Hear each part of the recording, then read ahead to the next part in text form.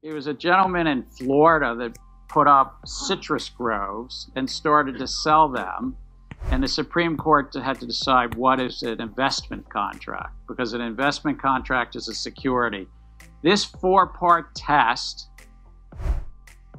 in my mind, suggests that most, maybe not all, but most initial coin offerings are securities, because they're investment contracts where there is an exchange of money, there's a common enterprise, you're relying on somebody else's expertise for profits. And this is why I've earlier this year said I think that most of them are. I think Ether, when it was done in 2014, would pass this test. When I say pass, it means it's a security. Now, subsequently, the SEC has said by 2018 it's decentralized enough, and they've sort of said, you know, we'll let it go the other way. But whether it's Ripple or EOS or others that have done big initial coin offerings, when you think about these four things, they're probably there. But again, it's less than a quarter of the market. The SEC is filled with a lot of double standards. In this video, we actually hear Gary Gensler saying that Ethereum is a security. The company then later comes and clears Ethereum and Bitcoin. They give them a pass because they think it's decentralized enough, which sounds insane when you think of it critically. And why is it that they are only going for cryptos such as Ripple? Aren't they big enough? Or what's the criteria for their lawsuit against Ripple? Today, we are going to put an end to this and finally bring everything to the light. As always, we welcome you to Moneyside, your favorite crypto channel. If you're new here, hit that subscribe button and turn on notifications so you get updates when we drop new videos. And don't forget to smash that like button. And remember, you can leave a question or a comment in the section below. Joseph Grunfest says any other result creates a competitive imbalance that cannot be rationalized with reference to fair enforcement of the federal securities laws. What's he saying? He's saying if you do this, you're giving Ether and Bitcoin an unfair advantage. That's what he's saying. And how do we know that that's true? Remember the video? It's on Crypto Law, the video library. Joseph Lubin, not Joseph Grunfest, Joe Lubin. What's he say after he gets the Ether free pass? He says, hey, all other altcoins are going to be spectacularly disadvantaged. Ether has the advantage. Lubin bragged about what Joseph Grunfest was warning. He's bragging about it. What does this new ruling and this commentary mean for Ethereum going forward? What do you think is going to happen next, other than the massive price spike that we're seeing happening as we speak? Sure. So the implications for Ether itself are that it can continue to trade freely. You and I can trade it here. It can trade on decentralized exchanges. It can trade on centralized exchanges that are not specifically registered to trade securities. So essentially no disruption. What do you think is going to happen to Ripple with this new ruling? I don't know the answer to that. I wasn't able to read through Bill's entire speech, and I wasn't here. I don't know if he spoke about XRPs at all. He didn't specifically mention anything about it. So that's interesting. Ripple, overvalued or undervalued? Oh, I don't want to say anything mean about them. You don't have to. Massively overvalued. Okay. If you've noticed, Ethereum and Bitcoin just get a free pass, and they actually brag about it. I don't know about you, but it seems like there's an unfair ruling on XRP and not on Ethereum. If the SEC was hellbound on protecting investors, why didn't they go for the root source of all these cryptos, Ethereum? Why did they choose to go for the third largest crypto at the time?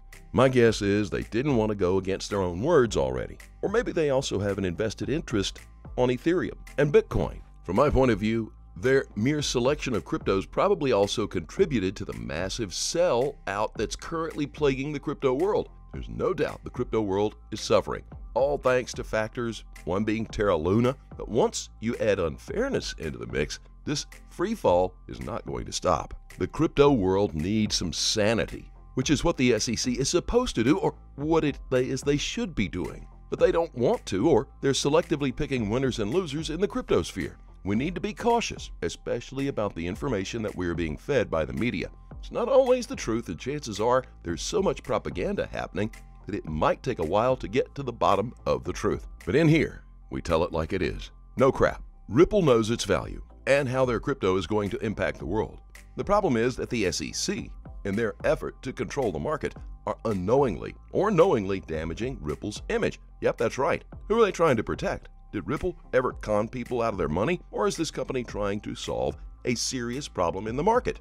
In this tweet, Ripple states, "Fiat money is going digital. CBDCs can offer increased transaction speed and reduced fees, reduced risk via decentralized infrastructure, accelerated payments, plus the ability to redeploy capital faster, financially inclusive payment rails."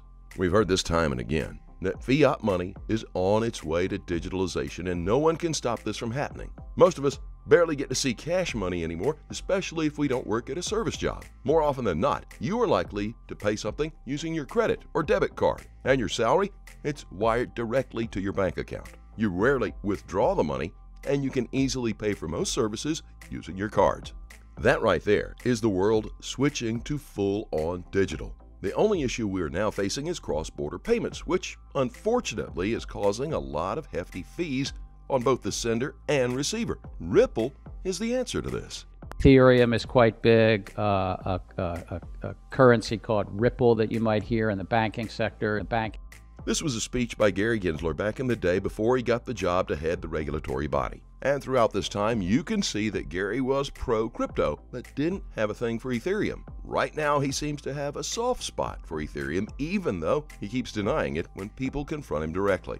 What's even more interesting, Gensler actually confirmed in multiple occasions that XRP is a currency, while on the other hand, Ethereum is a security, since it participated in an initial coin offering. What you need to understand is that XRP never participated in an initial coin offering, an ICO. And according to Gary's several speeches, that's one of the determining factors of a crypto being ranked as a security. If the ICO ever happened, then maybe we could all agree that Ripple is selling securities in the name of XRP. But that wasn't the case, and still isn't true.